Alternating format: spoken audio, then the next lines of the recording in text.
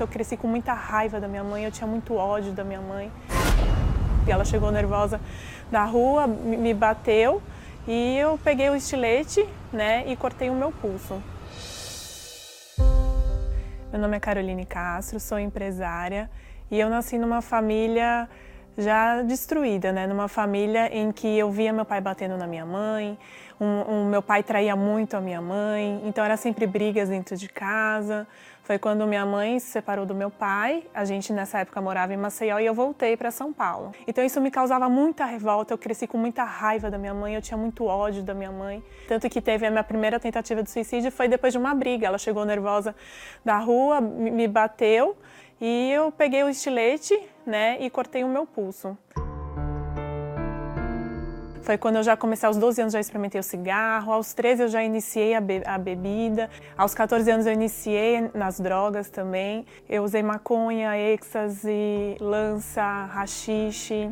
Eu cheguei aí no psiquiatra, psicólogo, porque achavam que eu era pela essa depressão, né? Eu tinha distúrbios alimentares, para tentar tratar, mas eu nunca consegui tratamento, para mim nunca adiantava, eu começava, não terminava, eu não gostava de ir. Fui morar em Maceió com meu pai, mas lá em Maceió as coisas só pioraram, porque eu encontrei um rapaz e que eu me apaixonei loucamente por ele.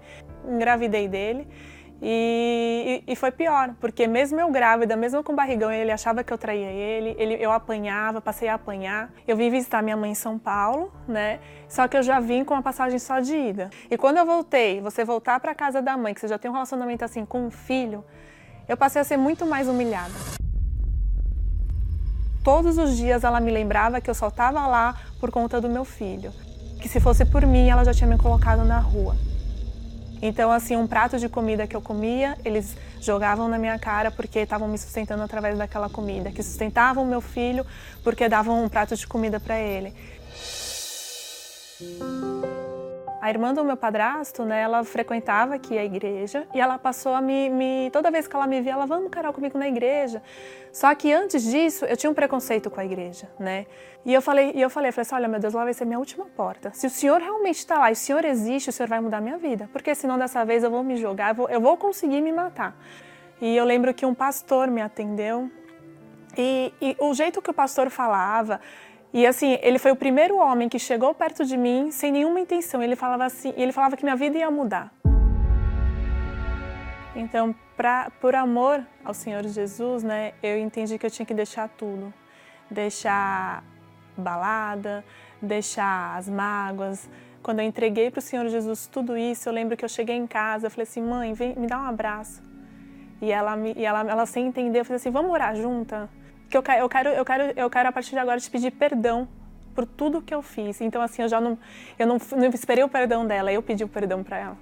E eu passei a orar de madrugada, para mim era uma dificuldade, mas nas madrugadas, antes que eu passava angustiada, agora era em oração.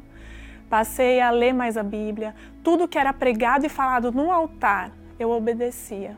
E o pastor falou assim, vem aqui, quem ainda não tem o Espírito Santo. Eu falei assim, é para mim. Só era eu e Deus naquela reunião. E eu me entreguei, me lancei. Eu orei como se existisse só eu e Ele lá. E nessa oração foi a maior, foi vindo a paz, foi a maior alegria que eu tive. Eu chorava e eu lembro quando eu abri o olho, eu olhei para o lado e minha vontade era de abraçar todo mundo, né? Eu estava feliz, eu estava em paz, eu olhei para as pessoas diferentes, a gente começa a chegar como almas. Você não vê mais as pessoas, você vê que é uma alma. E quando eu ouvia falar do sacrifício do altar, eu não tive problema nenhum em sacrificar, muito pelo contrário, porque a maior alegria eu já tinha dentro de mim. Foi nesse período veio a primeira fogueira santa e eu tinha uma pulseira de ouro que era do meu pai, né? E passou para mim. Eu sabia que o que me ia me doer colocar no altar seria aquela pulseirinha, porque eu nunca mais ia encontrar nenhuma igual, né? Aquilo tinha um valor sentimental para mim. Mas eu não tive dificuldade alguma quando Deus me pediu em colocar ela no altar. Foi quando, depois desse sacrifício, né, minha comunhão foi aumentando mais com Deus. Deus ia me guiando em tudo, no falar, no agir, no olhar. E foi logo depois que um amigo meu de infância me procurou pedindo ajuda, porque ele tinha visto a transformação do meu caráter, ele passou por toda a fase, ele era meu melhor amigo na minha adolescência e ele viu uma mudança. E ele veio pedir uma ajuda. E eu falei assim, olha, onde eu fui ajudada eu vou te levar. E ele tinha esse preconceito também. Mas por confiar em mim, ele veio comigo até a igreja. Ele passou a ser um homem de oração, ele passou a ser, o caráter dele mudou, eu comecei a ver Deus nele.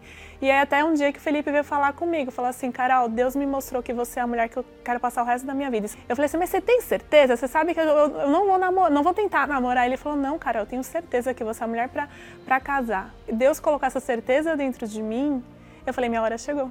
Né? Eu tinha certeza que tudo aquilo que vem do altar é uma bênção, né? Tudo aquilo que vem do altar é muito mais do que a gente espera. E eu lembro que assim, até na nossa primeira fogueira santa que veio, tinha esse valor dessa poupança, e eu falei para Deus, eu falei assim, meu Deus, mesmo o inferno que eu passava dentro de casa com a minha mãe, eu fiz uma oração, eu fiz, meu Deus, ele tem que te entregar toda aquela poupança, que ia ser, o valor era porque a gente tinha para mobiliar a nossa casa.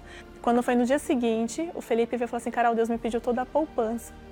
Aí eu falei assim, e aí? Aí eu falei assim, vamos pro altar.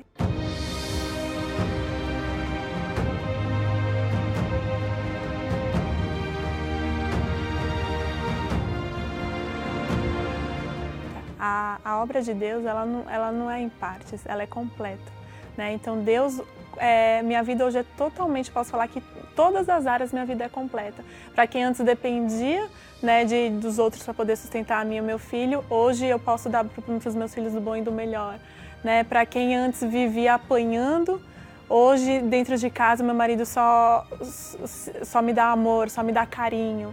Eu tinha um sonho de ter uma menininha, né? Então assim, Deus é detalhista. A gente comprou um apartamento maior do que do início. Hoje eu tenho a casa que eu sempre sonhei.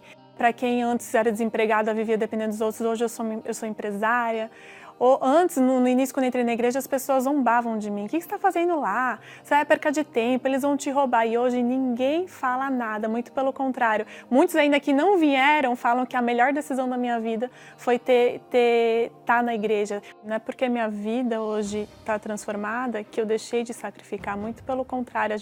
Eu tenho a plena consciência. Tenho essa vida pelo meu sacrifício, pela obediência minha no altar. Então, o caminho sempre será o sacrifício e o altar. Sempre ouvi a voz de Deus e sempre fiz sem dificuldade. Dói sacrificar. Não é fácil, mas nunca eu pensei em não sacrificar.